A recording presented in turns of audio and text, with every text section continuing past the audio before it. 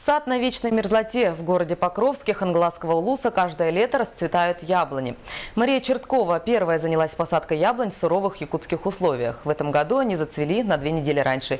В чем секрет хорошего урожая, узнавала Саргалана Илина.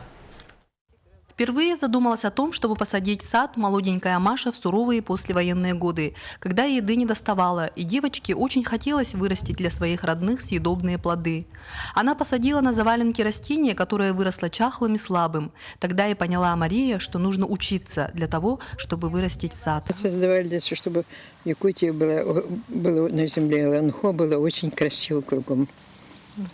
Хотела, чтобы люди радовались. Закончилась Тимирязевская академия. Я после этого сразу приехала, все время здесь работаю. Этот сад явился воплощением мечты Марии Алексеевны. Именно здесь родились известные произведения Ивана Гоголева «Кындыла». В этом домике с лирой на двери он занимался творчеством. Мария Алексеевна вывела сорт черной смородины, названной в честь романа трилогии Ивана Гоголева «Харак-Италык», что в переводе означает «черный стерх». Сама история этой замечательной супружеской пары похожа на удивительный роман. Когда он увидел чудесную красавицу с длинными косами, тогда у моей матери были длинные косы, которые он расчесывал, повесив на гвоздик. Вот.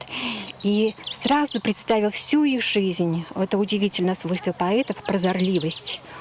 И он понял сразу, что это будет счастливая, долгая жизнь. Сейчас в этом домике, цветущем саду, занимается творчеством дочь писателя.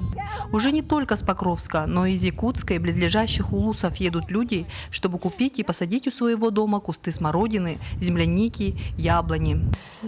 Цветение яблонь совпадает с цветением земляники восточной, оккультуренных форм.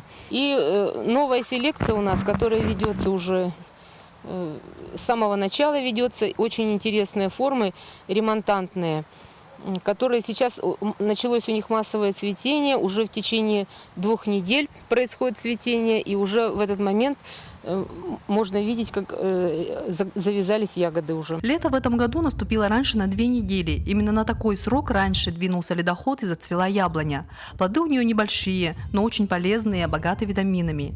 Куст яблони стоит 600 рублей, и хотя цветет она не так долго, как хотелось бы, но прекрасный вид и аромат цветущего сада в собственном дворе хотят иметь многие якутяне. Саргалана Илина, Александр Ярков, НВК Саха, Хангаласский улус.